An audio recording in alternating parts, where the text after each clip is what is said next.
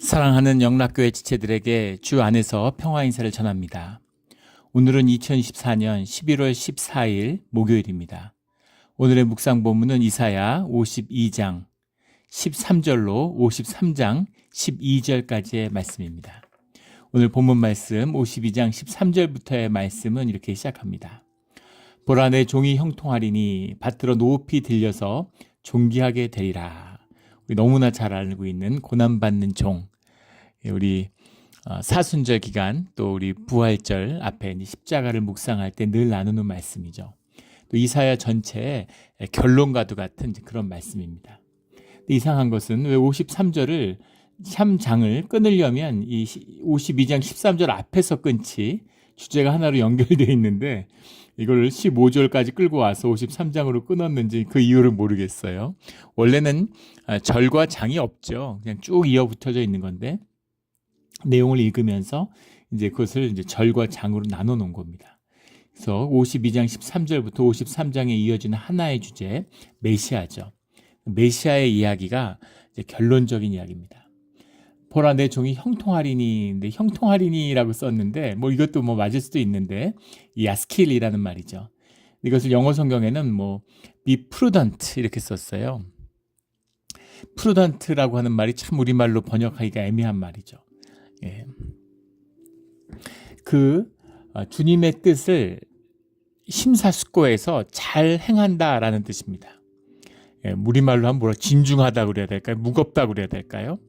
경솔하거나 가벼운 사람이 아니라 무겁고 신중한 사람이죠.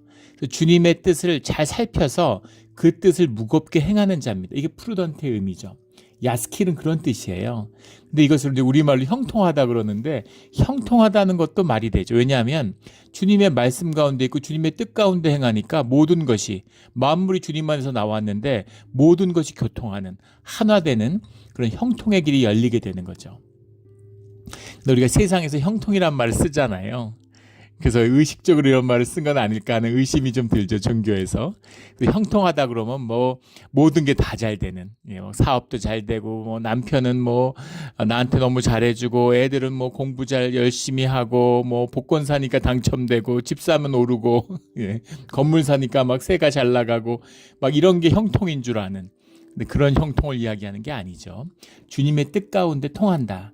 주님의 뜻의 모든 것에, 모든 만물 가운데 주님의 뜻이 섭리 가운데 하나이니까 우리가 형통하게 되는 거죠. 근데 야스키라는 말은 진중하게 주님의 뜻 가운데 머무르고 주님의 뜻을 잘 살피는 자다, 이런 뜻입니다. 그가 아주 신중하고 그런 진중한 자가 되어서 그 다음에 받들어 높이 들려서 지극히 존귀하게 되리라. 이것이 이제 예수님의 십자가의 표상으로 쓰이는 거죠. 높이 들려서. 본질적으로는 귀하고 존귀하게 된 것이죠. 십자가와 같이 더 귀한 성스러운 상징이 어디 있어요? 예수님보다 더 존귀한 게 어디 있습니까? 그러나 현상적으로 보면 그 시대의 현상의 눈으로 바라본다면 가장 비참하고 가장 비극적인, 가장 수치스럽고 저주된 그런 끝이었죠. 그것이 이제 본질의 뜻을 현현하는, 본질을 현상 가운데 현현해내는 것이다. 이것이 메시아다라는 겁니다. 메시아의 이야기인데 우리가 지금 이제 예수 그리스도에 너무 익숙해져 있어서 이 말씀 이사야 53장, 그럼 예수님 메시아의 종, 고난받는 종 이렇게 받아들이지만 예수님을 만나기 전까지, 우리 기독교의 역사가 열리기 전까지는 이 이사야 53장은 이제 전통적으로 스룹바벨을 가리키는 것으로 이해됐습니다. 스룹바벨이 사실은 이 말씀이 담고 있는 스룹바벨에 관한 이야기다라는 거죠. 이걸 만나기 위해서는 먼저 메시아라는 말에 대한 이해가 필요해요. 우리가 종교적으로 경직돼 있고 교리적으로 경직돼 있어서 이제 말씀으로 못 보죠. 그래서 메시아, 그럼 그리스도. 메시아는 기름 부은 자죠. 그것을 크리스토스라고 하는 헬라어로 그대로 받아서 예수 그리스도가 된 겁니다. 예수님이 메시아인 건 맞죠. 메시아의 참된 뜻이 뭐냐? 메시아라는 것은 기름 부은 자인데 기름 부음을 받은 자라는 뜻의 의미는 생명을 나누는 자다라는 것입니다. 주님의 생명을 나누는 자다. 이 말은 본질을 현현시키는 자다. 그 시대의 제사적인 유대계 종교적 의미로 받아들인다면 피 뿌리는 자죠. 주님의 중보자가 되어서 대속의 피를 뿌리는 자, 대제사장이 돼서 속죄할 날 피를 뿌리는 자, 이것을 기름 부은 자, 메시아의 의미로 받았다는 거예요. 물론 현상에서 피를 뿌리는 종교의 의식은 실제적인 그 일을 행하는 메시아의 표상이기도 하죠. 그런데 그 스가랴 4장 7절에 보면 이런 말씀이 나와요. 큰 산아 내가 무엇이냐, 내가 수룹바벨 앞에서 평지가 되리라, 이렇게 얘기합니다. 있을 수 있는 얘기인가요? 엄청난 이야기죠. 큰 산아 내가 무엇이냐, 내가 수룹바벨 앞에서 평지가 되리라. 수룹바벨이 주님이 기름 부고 주님이 쓰시는 자다, 이런 뜻입니다. 그래서 이어서 14절에는 이르되 이는 기름 부은 자들이니 온 세상에 주 앞에 서 있는 자니라, 이렇게 되어 있습니다. 기름 부은 자들이다, 메시아들이다, 이런 얘기죠. 그래서 이 메시아들 복수로 쓰였어요. 메시아들이 누굽니까? 스룹바벨이고, 그리고 여호수아 제사장이죠. 그리고 고레스였고, 또 지금은 다리우스 왕인 거죠. 그들이 다 주님의 기름 부음을 받아서 주님의 뜻을 행하는 자들이다, 이 뜻이 들어있는 거예요. 그 말뜻이 더 구체화되고 분명하게 나타나는 것이 스가랴 6장 12절에 나오는 보라 싹이라 이름하는 사람이 자기 곳에서 돌아서서 여호와의 전을 건축하리라. 싹이라 이름하는 사람, 세마흐라는 말인데 스룹바벨의 스룹이 싹이죠. 바벨론의 태생이다, 오리진도 되고 오프스프링도 되는데 바벨론의 태생인 자, 바벨에서 태어났는데 사실은 그 여호야긴 왕의 후손이죠. 왕족이에요. 그런데 이제 이제 귀족으로 있었겠죠. 그러다가 고레스에 의해서 이 예루살렘 지역에, 유다 지역에 총독으로 온 겁니다. 근데 그가 왔는데 싹이라 이름하는 사람, 그러니까 스룹바벨이 여호와의 전을 건축하게 된다. 그러니까 주님의 뜻이 드러난 것이죠. 그래서 그걸 건축하게 되는 사람입니다. 그런데 이제 스룹바벨이 굉장히 이제 어려움을 겪게 되죠. 성전을 만드는데 잘 안 되는 거예요. 그래서 결국은 스룹바벨은 성전을 못 짓게 되죠. 기가 막힌 하나님의 섭리를 만나게 되는데 스룹바벨이 성전을 지으려고 하는데 안 돼요. 성전에 털을 놓고 좀 진행을 했는데 세 가지 문제죠. 트릴레마에 시달리는 겁니다. 하나는 이거예요. 종교적인 경건주의자들, 종교인들은 와가지고 야 이게 뭐냐 도대체. 솔로몬의 성전을 재건해야 되는데 그렇게 어떻게 지어요? 국력이 안 되는데, 돈이 없는데, 사람들이 없는데, 유민들 한 5만 명 가까이 끌고 왔는데 이걸 갖고 어떻게 짓습니까? 그러니까 그 터를 지었는데 그 터가 보잘것없는 거예요. 성전 터를 쌓았는데 야 이거에 올려봐야 뭐가 되겠냐. 야 기양 하는 거 좀 넓게 가자, 이런 거죠. 건물 지어야 되는데 땅이 한 80평 있는 거. 야 80평에 건물 지으면 몇 층이나 올리고 이거 뭐가 되겠어. 우리 터를 한 8,000평, 8만 평 이렇게 좀 잡아서 가야지. 아직은 때가 아니야. 이거를 좀 넓이 잡아야 돼. 이렇게 성전 지으면 나중에 다시 지을 수도 없고 부실 수도 없고 이렇게 지으면 안 돼. 이런 식의 종교적인 반발이 있는 겁니다. 다른 한편에는 어떤 반발이 있냐면 지금 유민들이 왔는데 거기에는 지금 70년을 바벨론에 살았으니까 거기서 피가 섞이고 여러 사람들 온 다민족국이었으니까 오늘날 LA나 뉴욕시 같은 데 산 거예요. 거기서 4세대가 걸쳐 살았으니까 이 사람하고도 결혼하고 저 사람도 결혼하고 막 이러는 거예요. 그런데 신실하고 주님의 뜻을 봐서 왔지만 아무리 그래도 그런 여러 가지 신앙적인 것들이 약해져 있는 거죠. 거기다 또 문제가 뭐냐면 먹고 살기가 힘들어요. 그래도 좋다, 축복의 땅이다, 그리고 믿고 잘 살아보려고 그랬을 거 아니에요. 제가 페르시아 여자인데, 메대 여자인데, 바사 여자인데, 바벨론 여자인데, 유대 집안에, 유대 남자한테 시집 와가지고, 노예로 끌려온 애들인데, 그래도 서로 사랑해서 결혼해가지고 잘 살고 있는데, 남편이 신실한 거죠. 야, 우리 예루살렘에 가. 우리 할아버지 거기 땅도 있고, 좋았어. 가자. 그래서 갔는데 아무것도 없죠. 폐허인 거예요.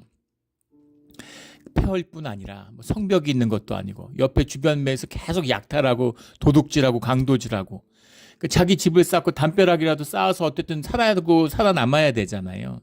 먹고 살기가 힘드니까 그러니까 뭘 해볼 수가 없어요. 우리 이민교회 어려운 거랑 똑같은 거죠. 이민교회 다 힘들다고 난립니까?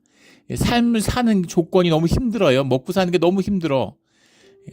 좀 잘 살고 $1,000,000 집에 살고 벤츠 타고 다닌다고 무슨 사는 형편이 좋습니까? 뭐 쩔쩔매는 거죠. 사는 게 힘들어가지고 하루 시간을 못 내요. 네.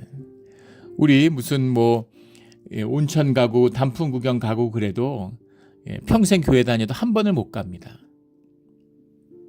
여유가 없는 거예요. 하물며 이때 어떻겠습니까? 살기가 너무 힘든 거죠. 그러니까 연보를 하고 돈을 모아야 하고 또 연보만 있다고 하겠습니까? 그 당시에 사람들이 와서 직접 노동을 해야 돼요. 그런데 일꾼을 모을 수가 없는 겁니다. 연보를 모을 수가 없는 거예요. 헌금을 드릴 수가 없는 거예요. 그러니까 건축이 안 되는 겁니다. 그 학계 2장 7절에 보면 이 성전의 나중 영광이 이전 영광보다 크리라 이런 말씀이 나오죠. 여호와의 말이니라. 주님이 말씀하세요. 야, 성전 크게 짓는다고 거기에 무슨 은혜가 있는 게 아니야. 솔로몬이 그게 뭐 좋았니? 그것 때문에 너희들이 망했어. 이런 얘기죠. 지금 너희가 정성으로 모아서 짓는 소박하지만 작지만 너희가 정성 갖다 이 어려운 상황에서 만드는 이 성전이 아름답고 좋은 거야. 이 영광이 더 커. 왜냐하면 주님이 그곳에 함께 하시기 때문인 거죠. 이 비밀이 있는 겁니다. 예전에 이제 개척교회를 하던 목사님이 있는데 여기 베이 지역에서 이제 교회를 구하려고 그러는데 교회 구하기가 어려운 거예요.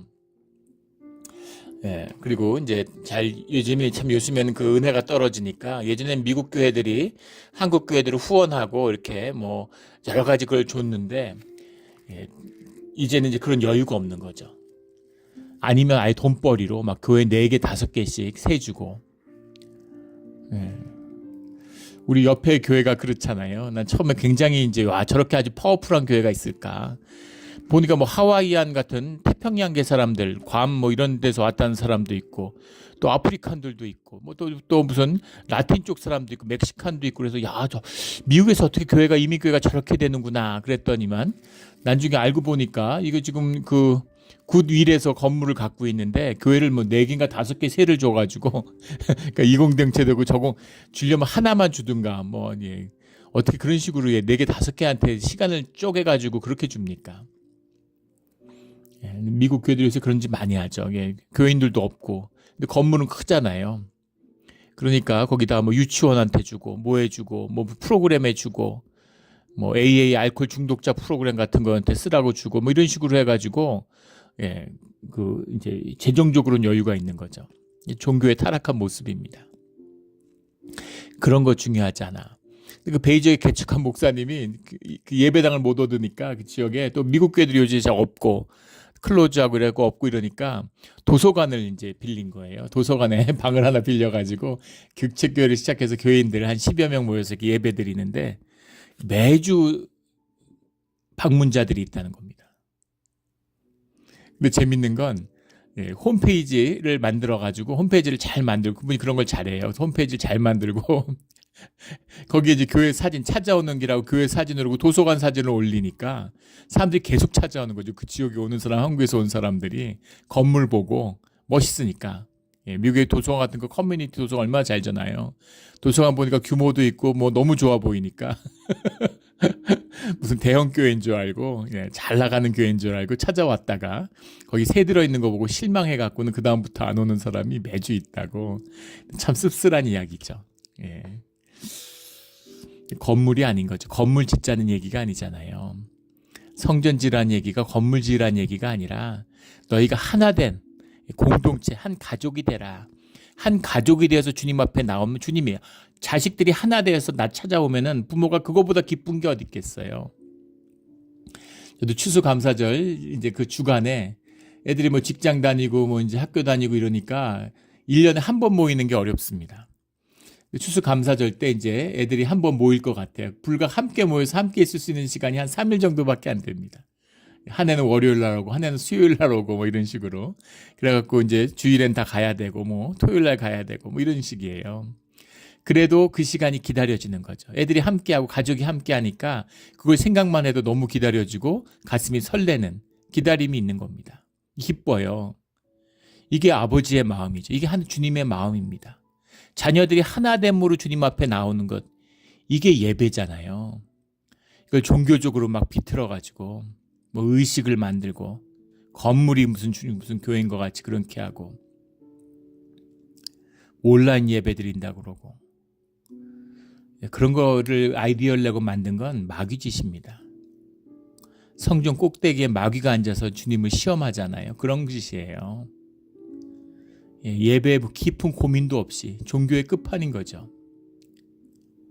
그래가지고 한국의 무슨 목사들 중에는 이제 교회는 필요 없다. 건물이 왜 필요하냐? 왜 모이냐? 온라인이 있는데. 예전에 미국의 60, 70년대 텔레 에반젤리스트라고 있었죠. TV에 나와서 막 설교하고 그 펀드레이징하는, 그게 또 나타나는 온라인 버전인 거죠. 교회가 뭔지를 모르는 거예요. 예배가 뭔지를 모르는 겁니다. 아버지가 자식들 보고 싶은데 자식들 찾아오는 거 시끄러워서 기다리고 있는데 전화했으니까 됐지 뭐. 근데 가진 않아. 형제들 얼굴 보면 또 싸우고 다 원수져가지고 가진 않아. 꼴도 보기 싫어. 그 아버지하고 그냥 전화는 했어. 돈도 보내드렸어. 부모 마음이 찢어지죠. 그 뭐하러 합니까? 한술 더 뜨는 거죠. 작년에 통화할 때 화상으로 다 이렇게 녹화해놨어. 부모님 사진 찍어놔가지고 동영상 찍어서 그거 봤어. 집에서 유튜브로. 휴대폰으로 그거 봤으니까 됐지 뭐. 그런 거죠. 말이 됩니까? 안 보는 것보다 더 못하죠. 부모의 가슴을 찢는 겁니다. 그런 짓을 종교의 이름으로 기독교가 지금 하고 있는 거죠.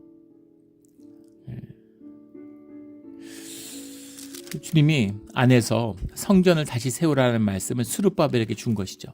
그런데 스룹바벨이 안팎으로, 안에서는 이 경건주의자들은 성전이 작다고 막 난리고, 건물이 중요한 게 아닌데 건물이 중요한 것처럼. 그리고 또 한쪽에서 먹고 살기 힘든데 우리 좀 천천히 합시다. 지금 우리가 성전 지을 때 우리 집도 못 져가지고 노숙하고 있는데 무슨 성전을 짓습니까? 이런 사람들도 있고. 거기다 더 큰 문제는 스가랴서 5장 3절에 나오는 이야기죠. 유브라데스 강 건너편 총독 다뜨네와 스달보스가 이야기한 누가 명령해서 성전을 건축하고 성벽을 지으라고 했느냐라고 따지는 겁니다. 유브라데스 강 건너편이라고 하는 것은 그 유브라데스 강 이쪽에 있는 거죠. 동편에. 거기에 이제 페르시아가 바벨론을 점령하고 이제 있는 겁니다.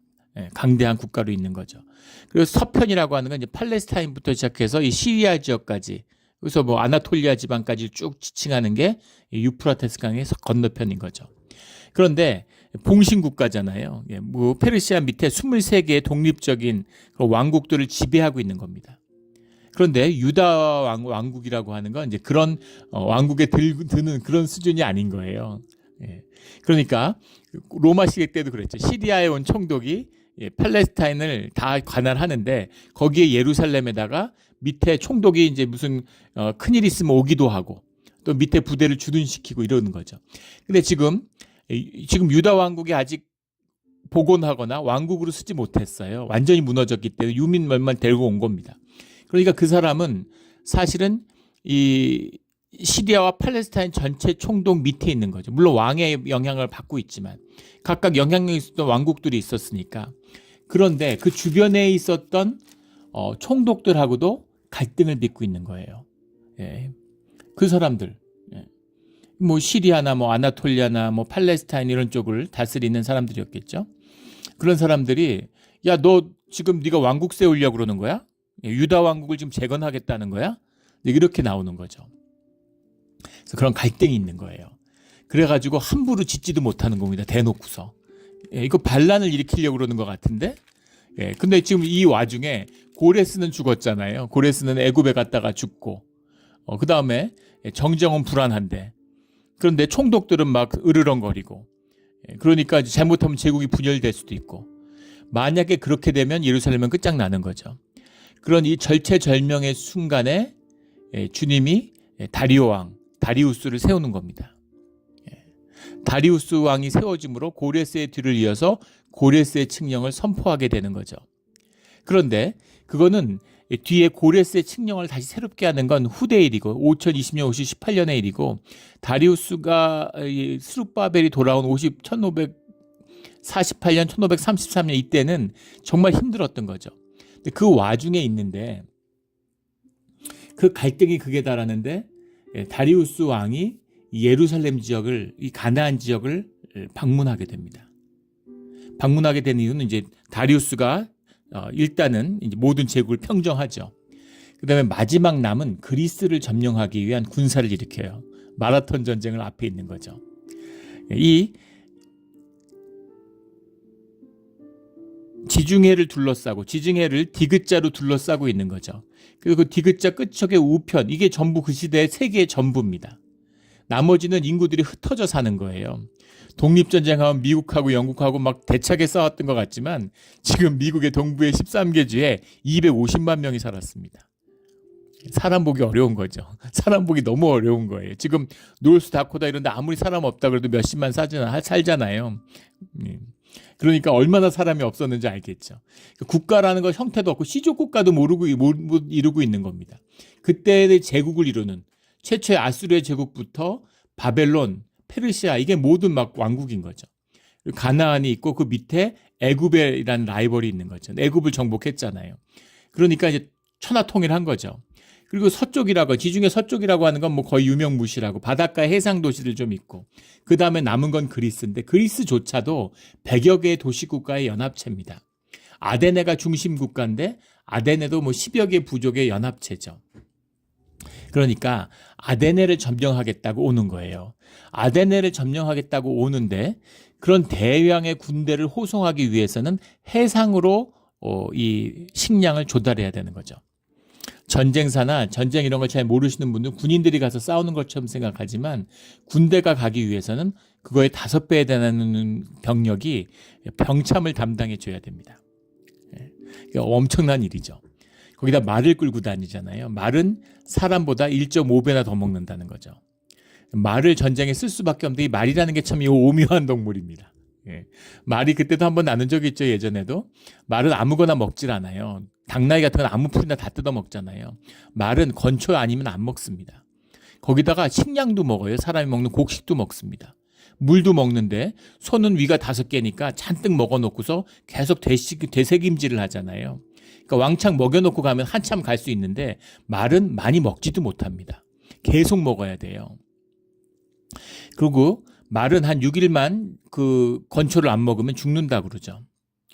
그러니까 금방 죽어버려요. 소처럼 생명이 질기지도 않아요. 닭나귀나 노새처럼. 그러니까 말이라는 게 참 이게 힘든 동물이죠. 그래서 말을 괜히 기마민족한테 시달렸던 게 아니라 농경민족은 말을 키울 수가 없어요. 딱히 쓸모도 없는데. 그리고 지금은 말들이 큰 말들이 있지만 그건 이제 19세기 이후에 개량을 해서 그렇지 그 시대에는 다 작은 말들입니다. 말들이 크질 않았어요. 그러니까 뒤에 이제 곡식을 먹이고 끝없는 개량으로 키운 거죠. 그러니까 말을 키운다는 게 쓸모도 없고 농사도 못 짓는데 먹기는 엄청 먹고, 그러니까 이거를 뭐 그렇다고 소가죽보다 말가죽이 좋은 것도 아니고 고기를 뭐 먹을 수 있는 것도 아니고, 소똥은 화석 연료로나 쓰지 말똥은 그렇게도 안 돼요. 냄새가 심해가지고. 말은 아무짝에도 쓸모없는데 전쟁엔 유용한 겁니다. 그러니까 그 건초를 옮긴다는 게 어마어마한 일인 거죠. 임진왜란 때 보면 무슨 가토 기요마사가 함경도에 가서 뭐 패해가지고 내려왔다 이렇게 뭐 얘기하는데, 그거는 이제 우리가 정신 승리를 위해서 만든 얘기고, 식량이 안 되는 거죠. 식량 보급이 안 되는 겁니다. 그래서 원래는 해상으로 옮기려고 그랬는데 해상에는 이순신 장군이 있는 거죠.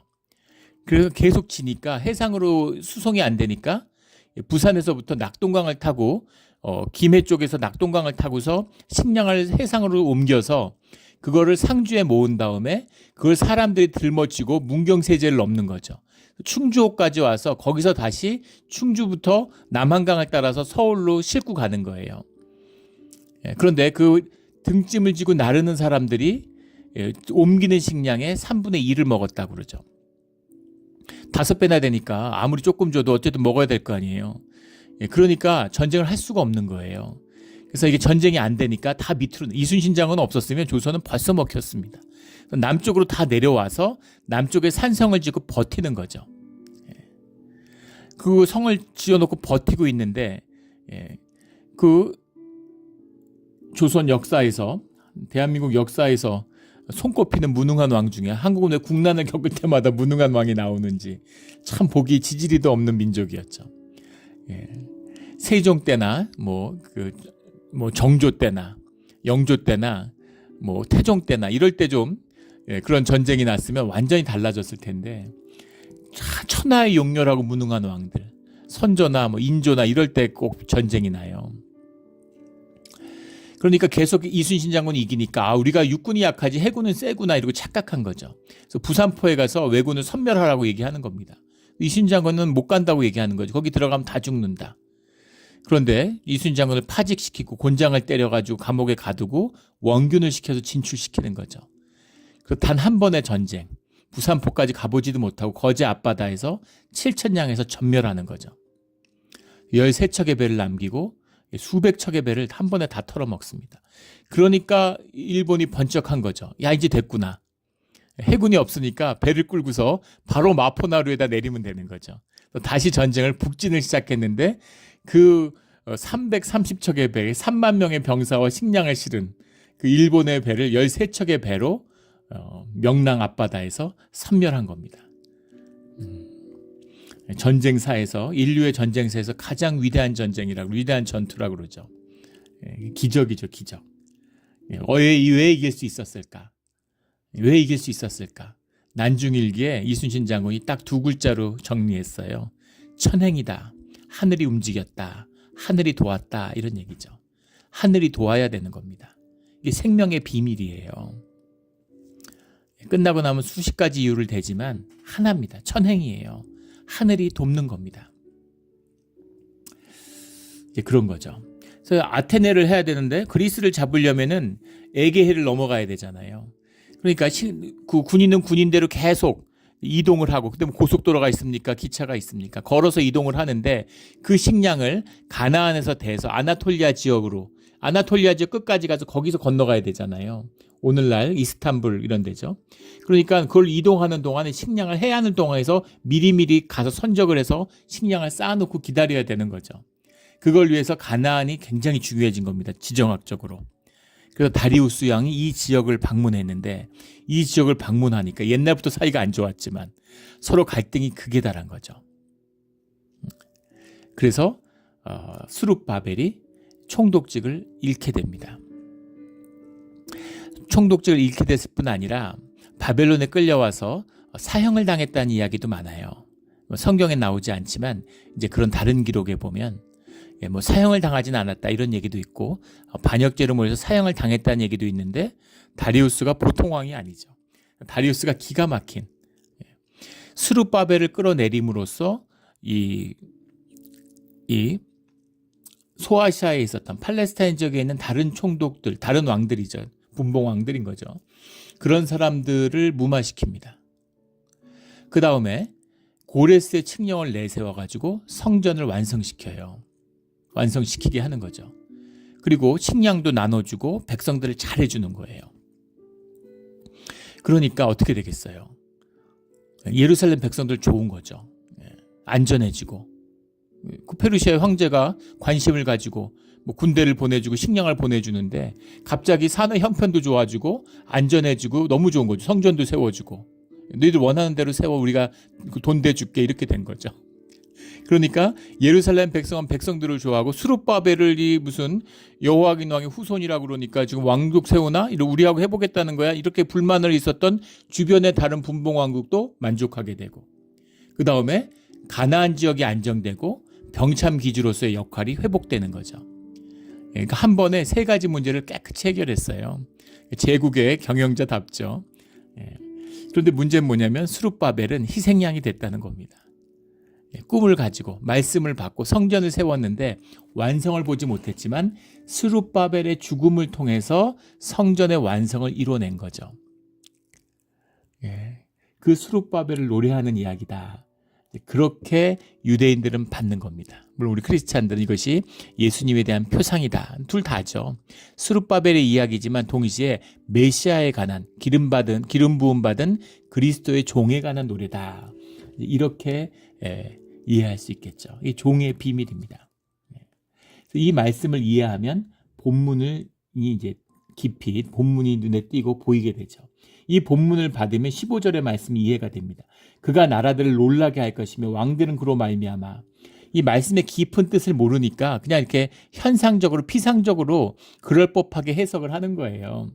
그가 나라들을 놀라게 할 것이며 라고 했는데, 예, 놀라게 한다라는 말이 야제흐 고임이라는 말입니다. 야제흐 고임인데, 야제흐라는 게 뿌린다는 얘기예요. 스프링클, 스페럴 이런 말이에요. 뭘 뿌립니까? 피를 뿌리는 거죠. 예. 피를 뿌리는 자들, 열방에 피를 뿌리는 자가 될 것이다. 이것이 고난받는 주님의 종의 역사다. 생명의 역사다라는 겁니다. 깊은 비밀이에요. 생명의 역설이죠. 예. 나의 혈육의 조건을 만드는 것, 남에게 보이려고 나를 만드는 것, 이게 세상의 삶이고 거짓의 본질이죠. 근데 그렇게 아무리 쌓고 아무리 만들어도 그걸 내가 누리지 못해요. 내가 피어나지 못해요. 근데 내가 피어나고 내 생명이 누려지는 비밀은 내가 주님께 나의 조건이 주님께 드려질 때 나의 모든 혈육의 조건이 주님께 드려질 때 그것을 내가 누리게 되고 나의 생명이 피어나는 것이죠. 이 십자가의 비밀이고 십자가의 역사입니다. 예수님이 그게 무엇인가를 정말 십자가의 끝판왕 완성자이신 주님이 보여주셨죠. 그거예요. 극단적인 최악의 저주를 가장 큰 축복으로, 죽음의 길을 부활과 생명의 길로 바꾸는 이 드려짐입니다. 주님께 드려지는 초실절의 첫 열매가 되시는 주님의 역사죠. 이 그리스도의 역사다라는 겁니다. 그가 피를 뿌리는 자가 돼서 피를 뿌려서 피를 세상에 뿌리는 자가 된다.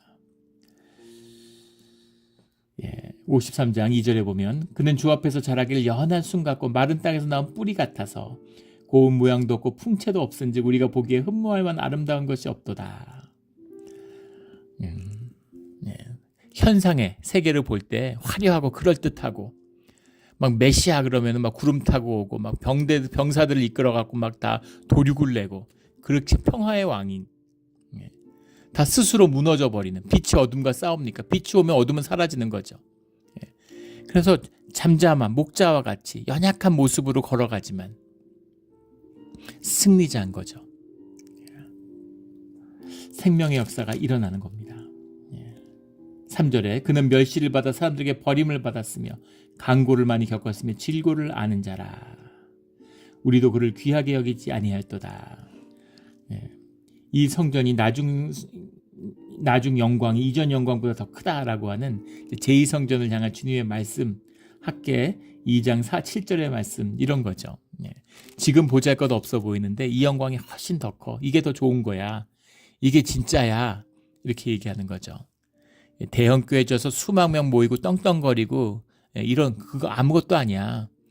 도서관에 방 한 칸을 얻어가지고 거기 너희가 한마음이 되어서 열심히 모여서 예배하는 그게 영광된 자리야. 그 영광이 더 크다.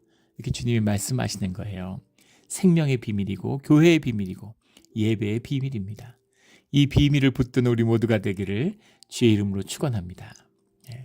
그 말씀의 그 맥락을 보면 우리 너무나 익숙한 말씀들이잖아요. 우리 53장 5절에 그가 찔림을 받은 우리의 허물 때문이요 그가 상함은 우리의 죄악 때문이라. 그가 징계를 받았으므로 우리는 평화를 누리고 그가 채찍에 맞음으로 우리는 나음을 받았도다. 생명의 드려짐이죠. 생명을 나누는 거예요. 우리가 세상과 그런 걸 교통하지 못해도 자식들하고 교통할 수 있잖아요. 심지어 단절이 되면 부부간에도 단절이 되죠. 생각으로 사는, 머리로 사는, 뇌로 살아가는, 계산하고 돈 벌어다 주면 됐지. 호강에 겨워서 남편이 맨날 집에 안 들어오고 6개월 동안 한국에서 비즈니스 하는데 6개월 동안 집에 안 온대요. 아니 가정부 쓰고 무슨 청소하는 사람, 애 봐주는 사람 다 있고 돈 보내주는데 뭐가 문제야? 부부가 아닌 거죠. 왜 힘든지 모르는 거예요. 부인이 말라 죽습니다. 부부가 생각으로 살면 서로 척척 맞아가지고 그냥 어깨를 걸고서 한번 세상에서 승리하자 이러고 성공의 가도를 질주하는데 애는 죽어나는 겁니다. 전에도 나눈 적 있죠. 그 엘리트 부부인데 애가 자기 마음에 안 드는 거예요. 애 야단치고 때리다가 애 팔이 부러졌다고. 애가 제대로 자라겠습니까? 그런 고백도 옛날에 아버지 학교 이런 데서 그런 고백도 들었어요. 서울대 전장학과 교수인데 그 아들도 저희 이제 교회 청년이었는데 애 맨날 때리고 무시하고 공부 못한다고. 근데 공부도 잘 했는데, 근데 이제 본인의 이제 양이 안 차는 거죠. 자기보다 더 나았으면 좋겠는데, 애들의 삶의 성취를 내가 누리는 게 아니라, 대리 실현이죠. 자기 실현을, 자아 실현을 자식을 통해서 하려고 그래요. 자식을 껍데기로 쓰려고 그러는 거죠. 나중에 주님을 만나고 자기 죄악 때문에 정말 머리를 쥐어뜯고 옷을 찢으면서 정말 떼굴떼굴 구르면서 울고, 도저히 기도하다 견딜 수가 없어서 자식을 찾아가서 무릎 꿇고 막 울면서 내가 미안하다고, 내가 정말 너한테 너무 잘못했다고. 그러니까 애가 아빠를 꼭 끌어안더래요. 그것 때문에 이렇게 울고 잠을 못 잤는데 다 괜찮다고 가서 자라고.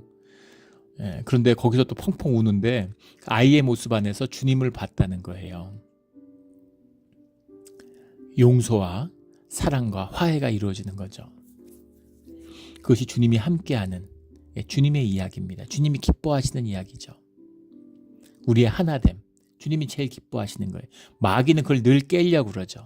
항상 파워게임, 네가 잘났니 내가 잘났니, 네가 성공했니 내가 더 성공했니, 이런 걸로 만들어요. 서로 그걸로 결정하고 그걸로 싸우면, 너 교회 나온 지 20년 됐지만 난 22년 됐는데 이렇게 만드는 거죠. 마귀가 제일 좋아하는 겁니다. 그가 찔리면 우리의 허물 때문이요, 그가 상하면 우리의 죄악 때문이라 피를 뿌리는 것이죠.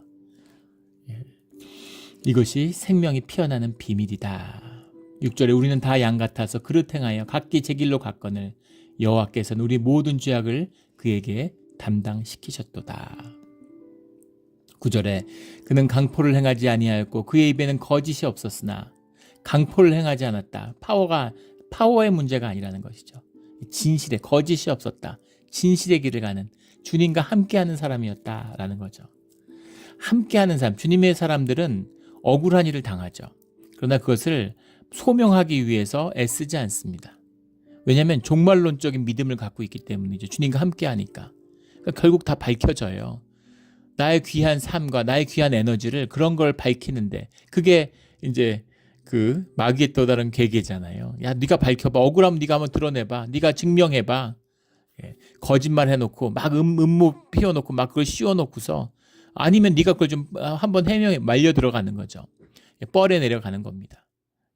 억울하면 고소해, 재판해보자, 이런 거죠. 싸우려고, 그걸 아주 이슈로 만들려고 그걸 재판을 걸잖아요. 그래가지고 명예훼손 이런 걸로 재판을 걸면 이제 그걸 가지고서 막 세상에 떠벌리고 언론에 내고 막, 이런 마귀가 하는 짓이죠. 마귀가 얼마나 좋아하겠어요. 그런 짓입니다.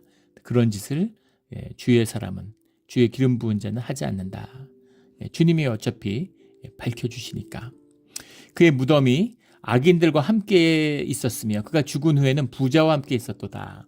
예수님이 죽은 다음에 부자의 무덤에 들어갔다라는 것을 이제 표상하고 있다, 이런 말씀으로 봤기 때문에 죽은 후에 부자와 함께 있었도다, 이렇게 해석을 했는데, 이게 무슨 얘기인가 도대체. 악인들과 함께 있었으며 죽은 후에는 부자와 함께 있었도다. 근데 그런 의미가 아니라 원문은 아시르 베너타브라는 말입니다. 아시르라는 건 물론 리치하다는 얘기가 뭐 그런 의미로도 받을 수 있겠지만, 아시르의 이제 의미는 복되다라는 거예요. 행복하다라는 뜻도 됩니다. 무슨 얘기예요? 앞에 악인들과 함께 있었다. 야사임이라는 말인데, 야사임이라는 건 이제 죄를 지었다. 죄가 있다, 악하다, 뭐 이런 얘기죠. 그런데 그것이 악한 모습처럼 보였지만, 그것이 죄인처럼 보이지만 사실은 축복이다, 그 얘기인 거죠. 축복되다. 십자가의 얘기잖아요. 사람들이 보기엔 저건 저주야. 요즘으로 하면 사형 같은 거죠. 사형 중에서 최악인 거죠. 가장 큰 저주인 줄 알았는데 사실은 그게 축복이야. 그게 숨겨진 축복이야, 그 얘기입니다. 부부가 있는데 남편이 십자가를 지면 부부가 살아나요. 생명의 역사가 일어납니다. 부모가 십자가를 지면 자식이 살아나요. 자식이 생명이 피어납니다. 우리 주변에 신앙의 가정들, 우리 믿음의 형제들을 잘 한번 보십시오. 전 목회를 하니까 그런 게 보이잖아요. 그걸 살피는 게 제 그 목회 일이니까. 그런데 죽은 자리에 생명이 피어나고 죽은 자리에 복이 피어나는 거예요.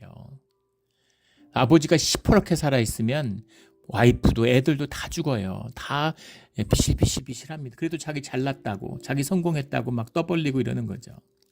비실비실비실해요. 정말 속상하죠. 속상한지도 모르는 겁니다.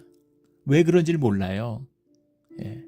가서 정말 목을 꽉 움켜쥐고 네가 이렇게 했다고 너 때문이라고 이렇게 말해주고 싶은 마음이 굴뚝 같은 거죠. 예. 참 안타까운 일입니다. 예. 그리고 완전히 마귀한테 붙들려가지고 에고에 쏘가가지고 그게 난 줄 알고 자식을 희생시켜도 자기가 잘 되면 그러면 좋은 것 같은 거죠. 예, 그럼 자기가 잘 됐다고 자식들 시원찮은데 나 때문에 먹고 산다고 이제 그러는 거죠. 비참한 삶입니다. 그것을 성경에서 저주받았다 이렇게 이야기를 하죠. 어셔가의 몰락이라고 하는 무슨 그 드라마가 있었죠. 영미 드라마인데 예, 그 무슨 제약 그룹으로 이제 뭐 미국의 굴지의 재벌이 된 어셔라는 사람, 그냥 아무것도 없었던 고아가 뭐 오래돼서 정확한 내용은 기억이 안 나는데 그 이제 그 남매예요. 고아였던 것 같은데 뭐 그래서 하여간 산전수전 겪다가 어렵게 제약회사에 들어갔는데 이제 거기서 막 이렇게 예, 무슨 미국의 이제 굴지의 재벌이 된 거죠. 뭐 영향력 있고 완전히 쥐락펴락하는 세상의 왕 같은 자가 된 겁니다. 그런데 이제 그 사람이 이제 병들고 나이가 들어서 죽음을 앞두고 있는데 자식들이 한날 한시에 같이 죽죠. 그래서 막 이제 그거를 추적하는 얘기예요. 추리물 같은. 근데 약간 이제 뭐 판타지 같은 얘기죠. 근데 거기 보면 물론 다 지어낸 얘기죠. 근데 거기 보면 이제 마녀가 나와요. 마귀가 나오죠. 여자의 모습으로 나오는. 근데 걔네들이 이제 그 어렸을 때 그 회사의 무슨 사장을 그 죽이진 않았고 이제 죽이려고 공모해서 이제 죽음으로 내몰았는데 그때 마녀를 만나게 됩니다. 마귀를. 근데 대적이 유혹을 하는 거죠. 네가 세상에서 가질 수 있는 모든 길에서 성공을 이루어주겠다고. 넌 나한테 뭘 주겠니? 그렇게 주는 거예요. 그래서 너희 자식의 생명을 내놔라 이렇게 얘기하는 겁니다. 근데 그 어셔가 그걸 받아들이죠. 아직 결혼도 안 하고 자식도 없는데 뭐. 그리고 근데 너무 배고프고 그래서 그냥 너무 성공하고 싶고 그 몸을 다 누렸는데 죽을 때가 되니까 두려운 거죠. 근데 진짜 자식을 데려가니까 마지막에 자식은 데려가지만 손녀는 데려가지 마. 손녀가 있는데 손녀는 데려가지 말았습니다. 손녀 옆에 앉아가지고 손녀를 꼭 손을 붙들고 손녀를 지키고 있는데 손녀도 데려가죠. 거기서 피통한 눈물을 흘리면서 고통받는 그러면서 드라마가 드라마죠. 드라마가 끝나는 이제 뭐 그런 것이었습니다. 네, 아주 상징적인 거죠. 뭐예요? 그 독일의 그 중세 전설 마귀가 와서 용사를 왕으로 앉혀주지만 자식을 데려가는 자식이 아직 결혼도 안 한 자식이 없는데 생명의 씨앗을 걷어가는 거죠. 아브라함에게는 주님이 생명의 씨앗을 약속하셨죠. 축복의 자녀들 약속하셨어요. 근데 그렇게 어렵게 남들 숨풍숨풍 나는 애를 100살이 돼서 낳았는데 그 아이를 통해서 주님이 이루실 구원과 축복을 보고 기뻐하는 거죠. 그 기쁨이 가득한 겁니다. 그것이 신앙의 길, 믿음의 길이에요. 오늘 본문 10절에 보면 그의 영혼을 속건제물로 드리기에 이르면 그가 씨를 보게 되며 그의 날은 길 것이요. 여기서 이제 씨라는 말이 또 나오죠. 자라라는 말인데 아까 나누었던 것처럼 이 씨가 이제 수룹바벨의 수룹이다 이렇게 보는 겁니다. 씨를 본다는 건 생명의 가능성, 그 생명이 펼쳐질 그 씨앗의 역사를 미리 본다. 뭐 본질의 역사를 본다. 그런 이야기인 거죠. 11절에 나의 의로운 정이 자기 지식으로 많은 사람을 의롭게 하며 그들의 죄악을 친히 담당하리로다. 주님의 역사하심, 주님의 기름 부은 자의 중보의 사역을 의미하는 겁니다. 이것이 이 생명의 비밀, 드려짐의 비밀, 제사의 비밀, 예배의 비밀, 왜 성전을 지어야 되는가에 대한 깊은 뜻을 담고 있는 거죠. 스룹바벨이, 느헤미야가, 에스라가 그걸 짓지만 그 뜻의 의미, 그것을 주님이 받으시는 성전의 건물이 아니잖아요. 그 참된 예배의 의미가 무엇인지를 이사야가 노래하고 있는 겁니다. 이 노래의 깊은 뜻을 깨달아 이사야의 노래가 우리의 노래, 우리의 삶이 되기를 예수 그리스도의 이름으로 축원합니다. 아멘. 주님 감사합니다. 귀한 말씀 주셔서 감사하고, 우리 가운데 이 못난 좁쌀 같은 이 에고에 나의 이 혈육의 조건을 만들겠다고 거짓으로 삶을 도둑맞는 어리석은 자가 아니라 이 모든 것을 주님께 드림으로, 그 생명에 드려짐으로 생명을 누리는 하나 되는 우리의 신앙의 길이 되게 하여 주시옵소서. 축복의 길이 되게 하여 주시옵소서. 복된 형통의 길이 되게 하여 주시옵소서. 감사하며 예수 그리스도의 이름으로 기도드렸습니다. 아멘.